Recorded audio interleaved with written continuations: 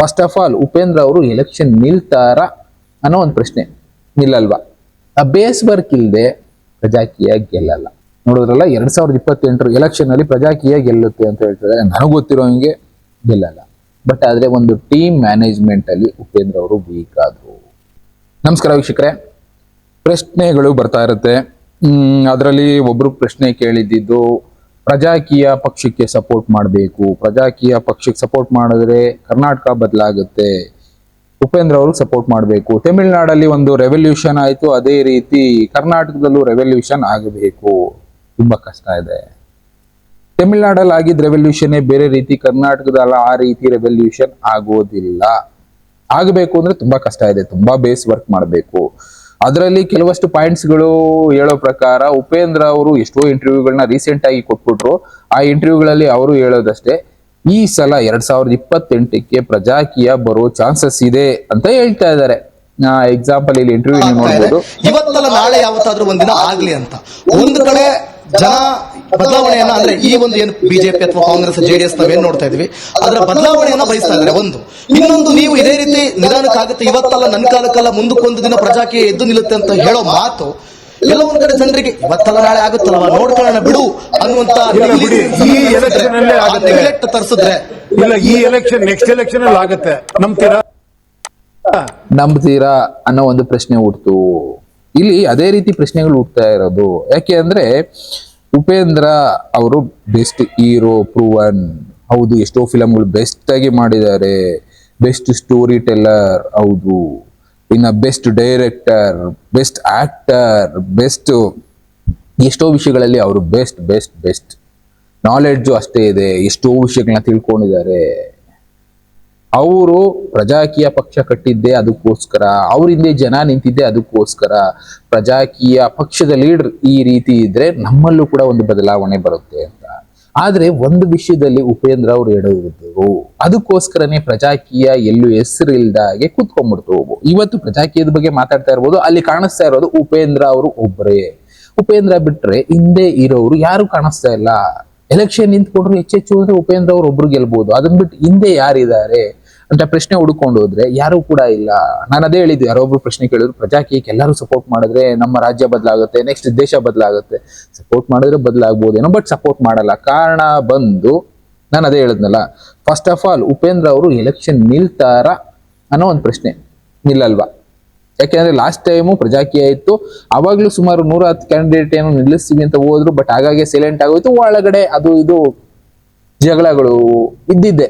ನಾನು ಮೊದಲೇ ಈ ಪೋಸ್ಟ್ ಬೇಕು, ಇನ್ನ ಯಾರು ಗೆದ್ದೇ ಇರಲ್ಲ, ನಾನು ಮೊದಲೇ ಈ ಪೋಸ್ಟ್ ಬೇಕು, ನಾನು ಈ ತರ ಇರಬೇಕು, ನಾನು ಹೇಳಿದ್ದೆ ಆಗಬೇಕು, ಇವ್ರಿಗೆ ಅಧಿಕಾರ ಅಂದ್ರೆ ಇವ್ರನ್ನೇ ಎಲೆಕ್ಷನ್ ಅಲ್ಲಿ ನಿಲ್ಲಿಸಬೇಕು ಅಂತ ಎಷ್ಟೆಷ್ಟು ಕಾಂಟ್ರವರ್ಸಿಗಳಾಗಿ ಹಾಗೆ ಸೈಲೆಂಟ್ ಆಗೋಯ್ತು.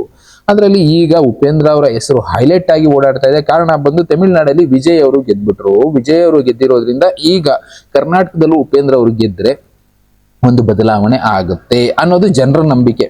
ಆಗುತ್ತೋ ಬಿಡುತ್ತೋ ಸೆಕೆಂಡ್ರಿ. ಎಷ್ಟೋ ಇಂಟರ್ವ್ಯೂಗಳು ಉಪೇಂದ್ರ ಅವ್ರದ್ದು ಬರ್ತಾ ಇದೆ, ನಾನು ನೋಡ್ತಾ ಇದ್ದೀನಿ. ದಿನನಿತ್ಯ ಒಂದಲ್ಲ ಒಂದು ಇಂಟರ್ವ್ಯೂ ಇದ್ದೇ ಇರುತ್ತೆ, ನ್ಯೂಸ್ ಚಾನೆಲ್ಗಳಲ್ಲಿ ಇಲ್ಲ ಯೂಟ್ಯೂಬ್ ಚಾನೆಲ್ಗಳಲ್ಲಿ. ಬಟ್ ಆದ್ರೆ ಒಂದೇ ಉತ್ತರ ಸಿಕ್ಕಿದ್ದು, ಅವರು ಎಲೆಕ್ಷನ್ ನಿಲ್ತಾರ ಇಲ್ವಾ ಒಂದು ಪ್ರಶ್ನೆ. ಯಾಕೆ ಅಂದ್ರೆ ಕಾನ್ಫಿಡೆನ್ಸ್ ಲೆವೆಲ್ ಬೇರೆ ಬೇರೆ ತರ ಇರುತ್ತೆ. ಎಲ್ಲಿ ನಿಂತ್ಕೋಬೇಕು, ಎಲ್ಲಿ ನಿಂತ್ಕೊಂಡ್ರೆ ಗೆಲ್ಬಹುದು. ಉಪೇಂದ್ರ ಅವರ ಕೆರಿಯರ್ ನೋಡಿರೋರು, ಅವ್ರು best actor, best hero, best director, ಇದೆಲ್ಲ ಅವರ ನಾಲೆಡ್ಜ್, ಇದನ್ನೆಲ್ಲ ನೋಡಿರೋ ಓಟ್ ಹಾಕಬಹುದು, ಉಪೇಂದ್ರ ಅವ್ರು ಗೆಲ್ಬಹುದು. ಬಟ್ ಹಿಂದೆ ಯಾರಿದ್ದಾರೆ? ಉಪೇಂದ್ರ ಒಬ್ಬರಿಂದಾನೇ ರಾಜ್ಯನ ಬದಲಾಯಿಸೋದಕ್ಕಾಗೋದಿಲ್ಲ. ಸುಮಾರು ಎಷ್ಟು ಜನ ಬೇಕು? ಮಿನಿಮಮ್ 130 ಜನ ಅಂತೂ ಬೇಕೇ ಬೇಕು. ಆ 130 ಜನ ಯಾರು?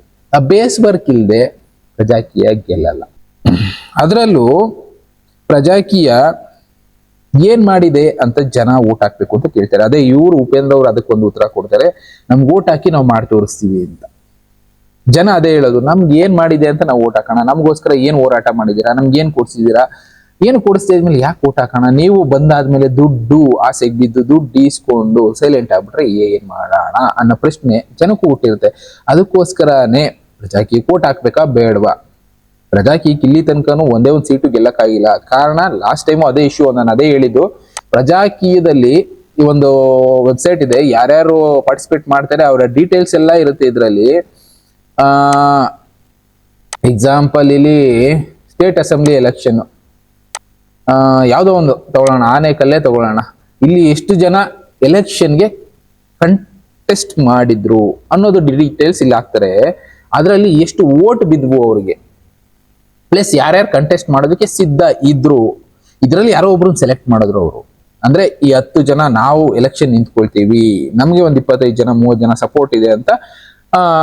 ಲಾಸ್ಟ್ ಟೈಮ್ ಮಾಡಿದ್ದು ಅದೇ ಮಿಸ್ಟೇಕ್ ಅನ್ಕೊಳ್ತೀನಿ. ಯುದ್ಧಕಾಲಿ ಶಸ್ತ್ರಾಭ್ಯಾಸ ಅಂತಾರ ಆ ತರ ಪ್ರಜಾಕೀಯದಲ್ಲೂ ಆಗಿದೆ. ಏನ್ ಮಾಡಿದ್ರು, ನಿಮ್ಮ ಹಿಂದೆ ಒಂದ್ 25 ಜನ 30 ಜನ ಸೈನ್ ಮಾಡಿಸ್ಕೊ ಬನ್ನಿ, ನೀವು ಒಳ್ಳೆ ವ್ಯಕ್ತಿ, ಒಳ್ಳೆ ಲೀಡರ್ ಆಗೋ ಕೆಪಾಸಿಟಿ ಇದೆ ಅಂತ ಸೈನ್ ಮಾಡಿಸ್ಕೊ ಬನ್ನಿ, ನಾವು ಅವ್ರಿಗೆಲ್ಲ ಬಿ ಫಾರ್ಮ್ ಕೊಡ್ತೀವಿ, ಎಲೆಕ್ಷನ್ಗೆ ಕಾಂಟೆಸ್ಟ್ ಮಾಡೋ ಚಾನ್ಸ್ ಕೊಡ್ತೀವಿ ಅಂತ ಒಂದು ಅನೌನ್ಸ್ ಮಾಡ್ಬಿಟ್ರು. ಯಾವಾಗ ಎಲೆಕ್ಷನ್ ಒಂದು 3 ತಿಂಗಳು ಮುಂಚೆ. ಸಿಕ್ಕವರೆಲ್ಲ ನಾನು MLA ಆಗ್ಬೇಕು ಅಂತ ಎಲ್ಲರಿಗೂ ಆಸೆ ಇದ್ದಿರುತ್ತೆ. ಅಧಿಕಾರ ಬಂದ್ರೆ ಸ್ವಲ್ಪ ದುಡ್ಡು ಮಾಡ್ಕೊಂಡ್ಬಿಡೋಣ, ಆಸೆನೆಲ್ಲ ಎಲ್ಲರೂ ಮುಂದೆ ಹೋಗೋದು. ಆ ರೀತಿ ಎಷ್ಟೋ ಜನ ಟ್ರೈ ಮಾಡಿದ್ರು. ಒಂದು ಕ್ಷೇತ್ರದ ಮಾತ್ರ ನಾನು ತೋರಿಸ್ತಾ ಇದ್ದೀನಿ, MLA ಎಲೆಕ್ಷನ್ ಲಾಸ್ಟ್ ಟೈಮ್ ನಿಂತವ್ರು ಇವರು. ಬೇಡ ಬೇರೆ ಬೇರೆ ಕಡೆ ನೋಡ್ತೀನಿ ಅಂದ್ರು ಯಾವುದೇ ತಗೊಳ್ಳಿ, ಬೆಂಗಳೂರು ಇದು ಯಾವ್ದು ಬಸವನಗುಡಿ, ಇಲ್ಲೂ ನೋಡಿ BE ಮಾಡಿರೋರು ಒಬ್ರು ನಿಂತಿದ್ದಾರೆ, MBA ಮಾಡಿರೋರು, BCom ಪ್ರಜಾಕಿಗೆ ಸಪೋರ್ಟ್ ಮಾಡಿದ್ರು. ಬಟ್ ಆದ್ರೆ ಬರೀ ಸಪೋರ್ಟ್ ಮಾಡೋದ್ರಿಂದ ನಾನು ಲೀಡರ್ ಆಗ್ತೀನಿ ಅನ್ನೋದ್ರಿಂದ ಗೆಲ್ಲೋ ಆಗಿದ್ದಿದ್ರೆ ಏನ್ ಬೇಕಾದ್ರೂ ಆಗ್ಬಿಟ್ಟಿರೋದು. ಈ ತರ ಯಾರ್ಯಾರು ಬೇಕಾದ್ರೂ ಎಲೆಕ್ಷನ್ ನಿಂತ್ಕೊಳ್ಳೋ ಆಗಿದ್ದಿದ್ರೆ ಯಾಕೆ ನಮ್ಮ ದೇಶ ಹೀಗೆ ಇರ್ತಾ ಇತ್ತು. TVK ಪಕ್ಷ, ನಾನು ಮೊದಲೇ ಹೇಳಿದೆ, ವಿಜಯ್ ಅವರ ಪಕ್ಷ ಗೆಲ್ತು ಈ ಸಲ, ನಾವು ಅದೇ ತರ ಪ್ರಜಾಕೀಯ ಗೆದ್ಬಿಡ್ತೀವಿ ಅಂತ ಹೇಳ್ತಾರೆ. TVK ಪಕ್ಷ 2 ವರ್ಷ ಬೇಸ್ ವರ್ಕ್ ಮಾಡ್ತು.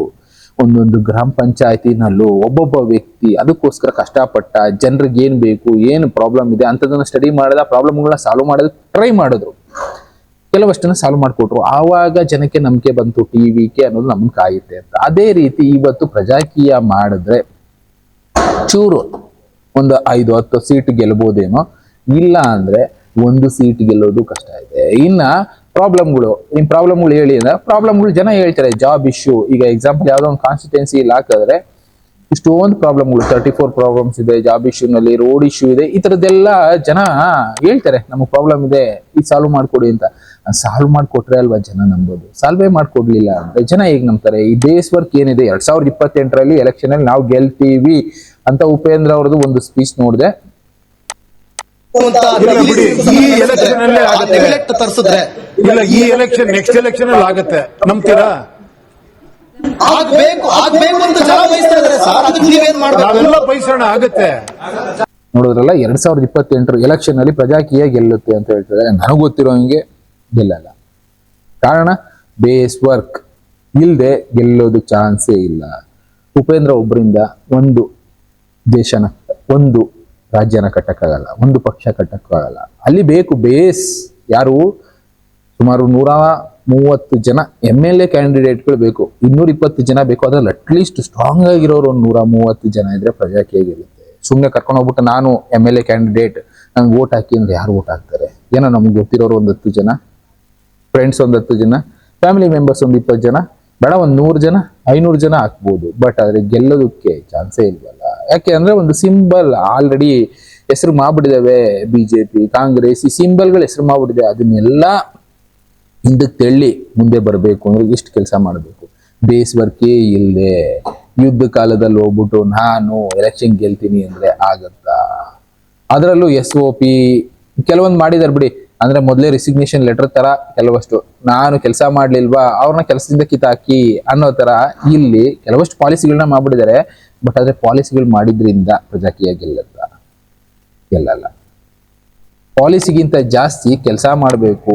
ಓಕೆ, ನಾನು ಉಪೇಂದ್ರ ಅವ್ರನ್ನ ಗೌರವಿಸ್ತೀನಿ, ಎಷ್ಟೋ ನಾಲೆಡ್ಜ್ ಇದೆ ಅವ್ರಿಗೆ, ನಾನು ಒಪ್ಕೊಳ್ತೀನಿ. ಬಟ್ ಆದ್ರೆ ಒಂದು ಟೀಮ್ ಮ್ಯಾನೇಜ್ಮೆಂಟ್ ಅಲ್ಲಿ ಉಪೇಂದ್ರ ಅವರು ವೀಕ್ ಆದ್ರು. ಲಾಸ್ಟ್ ಟೈಮ್ ಎಲೆಕ್ಷನ್ ನಿಂತ್ಕೋಬೋದಾಯ್ತು, ನಿಂತ್ಕೊಳ್ಳಿಲ್ಲ. ಈ ಸಲ ನಿಂತ್ಕೊಳ್ತಾರ ಗೊತ್ತಿಲ್ಲ, ಕಷ್ಟ ಇದೆ. ನಾನು ಅದೇ ಹೇಳಿದ್ದು, ಇವರೆಲ್ಲ ಲಾಸ್ಟ್ ಟೈಮ್ ರಿಜಿಸ್ಟರ್ ಮಾಡಿದ್ದವರು, ನಾವು ಈ ಕ್ಷೇತ್ರದಿಂದ ಎಲೆಕ್ಷನ್ ನಿಂತ್ಕೊಳ್ತೀವಿ. ಕಾಣಿಸ್ತಾ ಇರ್ಬೋದು ಯಾವ ಕ್ಷೇತ್ರ ಅಂತ, ವರುಣ ಕ್ಷೇತ್ರ, MLA, ಸ್ಟೇಟ್ ಅಸೆಂಬ್ಲಿ ಎಲೆಕ್ಷನ್ಗೆ ಇಂಡಿಪೆಂಡೆಂಟ್ ಆಗಿ ನಿಂತಿದ್ದವರು ಇವರೆಲ್ಲ. ಕಾಣಿಸ್ತಾ ಇರ್ಬೋದು ಎಷ್ಟೋ ಜನ ಇದ್ದಾರೆ. ಬಟ್ ಇವರಲ್ಲಿ ಎಷ್ಟು ಜನಕ್ಕೆ ಅಲ್ಲಿನ ಪ್ರಾಬ್ಲಮ್ಗಳು ಗೊತ್ತು, ಎಷ್ಟು ಜನ ಹೆಸರು ಮಾಡಿದ್ದಾರೆ, ಎಷ್ಟು ಜನ ಜನರ ಜೊತೆ ಬೆರ್ತಿದ್ದಾರೆ, ಎಷ್ಟು ಜನ ಇವ್ರಿಗೆ ಸಪೋರ್ಟ್ ಮಾಡೋದಕ್ಕೆ ರೆಡಿ ಇದ್ದಾರೆ ಅನ್ನೋದನ್ನ ತಿಳ್ಕೊಳ್ಳೋದ್ರಲ್ಲಿ ವೀಕ್ ಆಯ್ತು. ಬೇಸ್ ವರ್ಕೇ ಮಾಡಿಲ್ಲ ಪ್ರಜಾಕೀಯ. ಇನ್ನು ಗೆಲ್ಲೋ ಚಾನ್ಸಸ್ ಎಲ್ಲಿ? 2028ಕ್ಕೆ ಬದಲಾಗುತ್ತೆ ರಾಜಕೀಯ. ಬೇಸ್ ವರ್ಕ್ ಮಾಡಿದ್ರೆ ಇನ್ನು 2 ವರ್ಷ ಟೈಮ್ ಇದೆ. ಬಟ್ ಈಗಿರುವಂತ ಘಟಾನುಘಟಿಗಳನ್ನ ಎದುರಿಸಿ ಗೆಲ್ಬೇಕು ಅಂದ್ರೆ ಬೇಸ್ ವರ್ಕ್ ಮಾಡಬೇಕು. ಬೇಸ್ ವರ್ಕ್ ಮಾಡೋ ಪಾರ್ಟಿಗಳು ಸದ್ಯಕ್ಕೆ ಸಿಗ್ತಾ ಇಲ್ಲ. ಸುಮಾರು 9 ಪಾರ್ಟಿಗಳಿದೆ ಕರ್ನಾಟಕದಲ್ಲಿ. ನಾನು ರೀಸೆಂಟ್ ಆಗಿ ನೋಡಿ ಶಾಕ್ ಆಗೋಯ್ತು. 80 ಪಾರ್ಟಿನಲ್ಲಿ ಇದು ಒಂದು ಪಾರ್ಟಿ ಆಗಿ ಉಳ್ಕೊಂಡ್ಬಿಡುತ್ತೆ ಕೆಲಸ ಮಾಡಲಿಲ್ಲ ಅಂತ. ಉಪೇಂದ್ರ ಅವರು ಒಬ್ಬರಿಂದ, ಒಳ್ಳೆ ವ್ಯಕ್ತಿನೇ, ಒಳ್ಳೆ ನಾಲೆಡ್ಜ್ ಇದೆ, ಆದರೆ ಅವರೊಬ್ಬರಿಂದ ಒಂದು ಪಕ್ಷ ಕಟ್ಟೋದು ಕಷ್ಟ ಇದೆ. ನೋಡೋಣ ಏನಾಗುತ್ತೆ, ಏನಾಗಬೇಕು ಅಂತ ಇರುತ್ತೆ. ಒಟ್ಟಿನಲ್ಲಿ ಬದಲಾವಣೆ ನಾವು ಬಯಸ್ತಿದ್ದೀವಿ, ಬದಲಾಗಬೇಕು ಕರ್ನಾಟಕ ಅನ್ನೋದು ಸಪೋರ್ಟ್ ಮಾಡ್ತೀವಿ. ಆದರೆ ಒಳ್ಳೆ ರಾಜಕೀಯದ ಟೀಮ್ ಅನ್ನೋದು ಬೇಕು. ಒಳ್ಳೆ ವ್ಯಕ್ತಿಗಳು, ಒಳ್ಳೆ ಹಾದಿನಲ್ಲಿರೋರು, ಸ್ವಾರ್ಥ ಬಿಟ್ಟು ಕೆಲಸ ಮಾಡೋರು ನಮಗೆ MLA ಬರಬೇಕು, ಶಾಸನಗಳು ಮಾಡಬೇಕು. ಆವಾಗ ಬದಲಾಗುತ್ತೆ ಕರ್ನಾಟಕ. ಅದಕ್ಕೆ ನಾವು ಕೂಡ ಸಪೋರ್ಟ್ ಮಾಡೋಣ. ಇನ್ನು ಬೇರೆ ಬೇರೆ ವಿಷಯಗಳ ಜೊತೆ ನಾನು ಮತ್ತೆ ಸಿಗ್ತೀನಿ. Thank you, good bye.